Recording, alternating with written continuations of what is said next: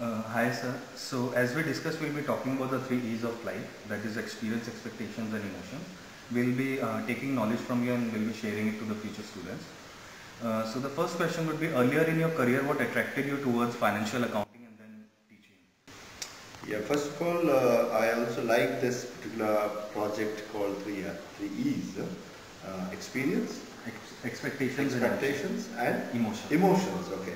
So I would like to congratulate you and your team for this good initiative, and I hope that is very useful for the rest of the crowd.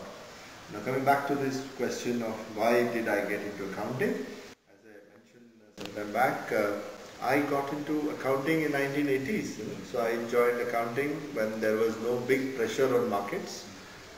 And in 80s there was no pressure on us for jobs. So therefore I applied for science, commerce as well as arts. Since I got commerce first, I got into it. So there is no specific plan that I will do accounting at that moment. But since I got into accounting, I continued to be with accounting at M.Com and Ph.D. and then teaching in accounting. So it was not a planned one, but as I progressed, I consolidated my understanding of accounting. We would love to hear your career from financial graduate to the director of Bhubaneswar Stock Exchange, and you have worked as consultants for government organizations and other corporate organizations.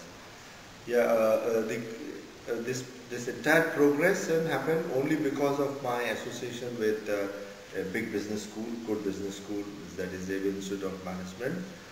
Since I was teaching accounting, and that too in a business school, and combining accounting with the capital market, that was a time in mid-90s, the Bhubaneswar Stock Exchange started. So SEBI made a point that every stock exchange should have a public representative as an independent director, and so therefore they thought a professor will be a best choice. So I got into public as a director of the Bhubaneswar Stock Exchange. In the same way, because of the changes in the Companies Act, every company in state level they should have an independent director, and because of a background understanding of law and understanding of accounting, I got into that. So I continued my understanding of accounting as a student and a teacher, but these two experiences of working as a consultant and a director of stock exchange and company gave me an opportunity to see the companies in work and bridge the gap between academics and practice. That was very helpful for me, and bring that practical knowledge to the classroom. So you started as a teacher, and then in the meantime you did all these activities. Yes, and I continue. My full-time profession is teaching. I teach everywhere, only accounting. But along with teaching, I work as a consultant to the government. I am on a board of several companies now. In early days it was only one or two, but now because of our relationship we are developed, we are on the board of some public enterprises relating to power, relating to iron ore. Orissa is known for that.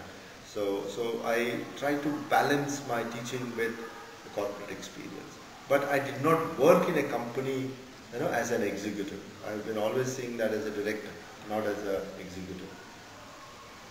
What are the main different branches or job profiles in financial accounting that a professional can join? Yeah, I will not get into the chartered accountants driven accounting, but it's more relevant if I say something for a business school. A B school person with accounting and finance understanding will be more towards two broad areas, are corporate finance, which is internal, and capital market driven finance, which is external, and investment advisor, three different components. For corporate finance, you contribute to the management by using the information available. For consultant, as a valuation, if you join JPMC or you join McKinsey, then you try to leverage on the knowledge that you acquired in finance. Otherwise, equity analyst. So equity analyst, corporate finance expert, or a capital market driven experience will be very useful for an MBA student who is specializing in finance. You have traveled to different countries and worked with different accounting departments. So how different do you find accounting in different countries? Actually, accounting as a branch of knowledge is same all over. It is same whether you see the balance sheet of Google or Microsoft or Kingfisher, which is a SIG company. So accounting is same. But the way accounting is done the measurements are different. The way the items are measured in India, some of the items are not same as what US GAAP says or IFRS says. So having said that, a hardcore accountant in UK will behave exactly the way an accountant in India, an accountant in US. But a business school student in US and India and US, UK will be different because the markets are not same. So my experience with business school students in different places has given me this perspective that MBA finance students see the numbers a different way than a hardcore accountant. What are the major challenges that a financial accounting professional faces in today's scenario? The biggest challenge is, of course, the regulatory pressures, which is good for the market in the sense that the rigor of accounting has improved over a period of time. In US, SEC, in India, Security Stock, SEBI have actually made that accounting has to be as perfect as possible. So therefore, the gaps in accounting are actually slowly thinning down. So maybe there is a trust factor which is developing. Otherwise, people were losing trust on the financial statement. So that is a challenge. And the second challenge is the technology. That unless I use the technology, no accountant is complete today. So the pressures of technology is there on accounting, and the pressures of regulatory requirements are there on accounting. So therefore, today's B school student has to understand the regulatory changes and technology to make the best use of accounting. And how should a B school student prepare himself to overcome these couple of challenges that he might face in future? Yeah. So, in fact, I would like to put one general statement first. There is a misconception in B school education that practice is more important than the theory, okay, which is absolutely applicable for accounting also. So I would say that a good B school, a good management graduate is one who understands the theory thoroughly and then go to the market. Markets are there always, you know. So for a B school student, I would say that make the best use of your time in the school, take the best from your professors, use the library if you have one, you know, read more than what is required in the books. Don't always be, you know, practice is more important, this is theoretical, this is not important. So I would say that a good theory drives the practice. So today's theory will tell us what will be the future of management tomorrow. So therefore, I would say that the only thing I would suggest that B school students should take the classes a bit more seriously and be thorough with the principles, which is actually a difference in a university education. And you have seen financial graduates working in companies. So in today's scenario, do financial graduates get promoted to a senior position of CEO or handler? Of course. And in fact, it will be good in fact if it happens. I agree that a leader is not necessarily a finance person. A leader is not necessarily a marketing guy. A leader is a different person.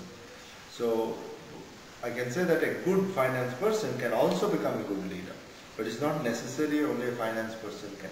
I've seen companies where the hardcore finance or accountant is also CEO or an HR person is a CEO.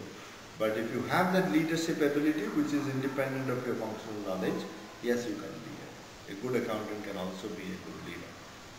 And how important do you feel detailed knowledge of financial accounting is applicable to other branches like marketing, IT or supply chain? Yes, financial accounting is a basic requirement for understanding any business today. That is why all the B schools, all good schools, all curriculum all over the world, you have accounting as a core paper. So that itself shows that accounting is necessary to understand. Number two, the reason why a person should understand is that's the only information available. You want to understand today Microsoft, you cannot go to talk to Mr. Gates every time, but you can see the annual report. If you want to understand Infosys, pick up the annual report. So understanding an annual report is an outcome of good accounting education.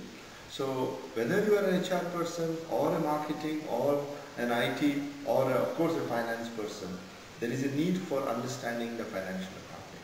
But to what extent you will develop and to what extent you will strengthen your own expertise on that, that depends on the personal career plans. Otherwise, every business school should get, students should get a feel of the numbers. And how has accounting evolved in the past few decades that you have been associated with? Yeah, accounting as such, as I mentioned, asset is equal to sources, isn't it? Asset is equal to equity plus liability. That has not changed, will not change. What will change is the regulatory pressures. What will change is the technology pressure. What will change is the measurements. What will change the type of the people which will use. But a very important change which I am going to see which may happen is the accounting becoming a real-time accounting, which is not accounting but is the contribution of technology. If I can get price of a share every minute, why can't I get a profit every minute? So if that can happen, that will be wonderful. Which may be maybe in next 5 or 10 years is possible. With SAP, with Oracle Financial, with other ERPs, real-time accounting is one which can bring. Otherwise, making some changes, by valuations, by measurements, are regular processes which are happening. And IFRS is bringing in changes by bridging the gap between book accounting and market accounting. How different do you find students in different colleges? You teach across India, you teach in global schools. So what is the I teach actually at 2 places. So I teach 2 institutes, that is Xavier Institute of Management and SP Jain, your college at Dubai, Singapore and Sydney for the first time. So I taught you in Dubai and saw here. I don't see much difference in you, isn't it? But what I've seen is people going out are more open and are more information oriented. They have more information and communications are slightly better, and the larger perspective is, they have better perspective than other place. Otherwise, the top quartile of all the schools are more or less same. The bottom quartile is where I see big difference in the knowledge wise, but I don't see big difference, unless of course we say that I can't compare Harvard's with Exams or SPJ now. We have not seen. It's possible that our students or SPJ students are as good or as bad as that. But yes, there is a difference because of your exposure, because of your international travel. But a lot of people say that some of the top Indian B schools, people studying there and people studying in other B schools have a huge gap once they pass out. So industry perceives about them like this. Yeah, industry is the caste factor, if you say. Industry uses that in a big way. Industry sees that IIMs are better than exams and they're better than other institutes. But actually, in my understanding, when I have seen students, the top quartile, as I mentioned, of all the schools are more or less same. But what makes that difference is actually the processes which are there.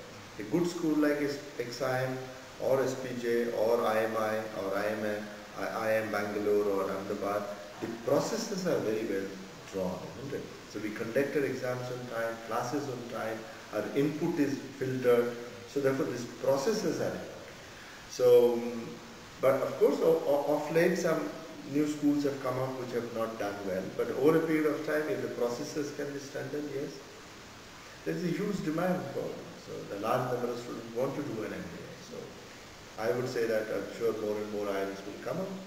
There is nothing wrong in that. Because of the economic fluctuations that are becoming regular part of our life nowadays, how should a professional prepare himself better to adjust and overcome those down comes of economic fluctuations? Yes, professionals, as I said, particularly I will focus my attention on these school students. 2 ways I would like to say. In fact, the entire curriculum is made to make you to face the reality. We bring in the volatility to the class day in and day out. So therefore you are used to that volatility. So a good MBA student knows that market is volatile. Good MBA student knows that tomorrow prices may go up and go down. There may not be jobs tomorrow. So because they know. That is what they're taught there. But more important than that, as a conventional and orthodox teacher, I'd say that the best way is to equip yourself. And the best way you can equip yourself is by theoretically strong with the knowledge that you have. If you're strong with your finance or accounting, the market is there to grab you. Market will find out who are the good students. After some time, the tag of IIMs or XIM or SPGN will not work. It's you which you will make. So that is your inherent or intrinsic strength, the fair value. Market will decide the fair value, which depends on your ability to generate that knowledge, which you have to develop in your classroom education. So I would like to reiterate and strengthen this point that theory is important. So come to the school to strengthen your knowledge. Otherwise, everything is available today on the net, isn't it? Coursera is there, edX is there, YouTube is there. Why should you go to XIM or why should you go to SPGN or IIM? So pick up the knowledge there and then develop. And as a professor, what do you expect from students, that students should do the best thing that a professor would like? Oh yeah, of course. We would like the students to be sincere, hardworking, open, honest, integrity, respect the principles, follow the rules. There's a big list, but I know that there's a band with which you all operate. I agree with that. But so to a large extent, I cannot change at a postgraduate level. How should you work? Isn't it? Your entire school, college influence, your parental influence will be there. So, but I assume that a student is coming to a school to learn. So the fact that he's paying that much of money, so that is my assumption. So therefore, I say that if you want to get the best ROI there, so put your best there, and that's all. So be a good businessman in the classroom. You have invested, take the best out of me. I'm here for 10 days. You take the best out of me. Be in touch with me. Pick up my knowledge, whatever I have. That is important, and maintain your equation. And I think students in B school learn more from their own friends than the professors. People come from varieties of background. I think that is very, very important. So if you're coming from Bombay, in a B school, let's say in SPJ or XI, don't just work with that Bombay group only. Meet how is the Chennai guy doing, or what is the Orissa guy doing, or what is man from Uttar Pradesh is doing. But I have seen that people work in that small coterie. If that can be broken, then be wonderful. I think huge learning can happen. Huge learning. And you have been associated with a social cause. You are a social entrepreneur yourself. So Yes. how did you overcome your busy schedule and thought about No, I have not overcome actually. I have made it a point to be part of my life now. I have observed that I realized that whatever I am today is only because of education. So therefore I thought the best way I can give back is to give back to the society is by the form of education. So I can say that I am teaching in different places, that itself is social work, but I don't want to define my social work in that way. So social work, I am using a word called PSR, personal social responsibility. I don't believe in CSR, asking somebody to take, okay, CSR companies do it, I don't have to do anything. So I say that each one of us have a responsibility towards the society, let us contribute. So keeping that in mind, I try to create some activities around myself related to education. So therefore I am aligning my professional life of a teacher with the social life of a social entrepreneur. So two groups are targeted. One is I am saying that whatever I am teaching in a B school is absolutely relevant for the street vendor, because the street vendor in India is a big number. 2 crore people are there who are doing business on street. So therefore I want to take my education to the street. So we have something called business on street. I take there. The other one is the people who serve all of us in schools and colleges. So we have something called young adults education. But both are possible, not because I am doing myself, but my students are helping me a lot. So wherever I go, I talk about this and students join. So my ideas of PSR have been converted to action because of the work and help that I got from my students. And I also would like to make requests since that even SPJ students should also get into that type of, make the word PSR more popular. You should take the responsibility of serving people around you. So I felt that that's a way to give back to the society.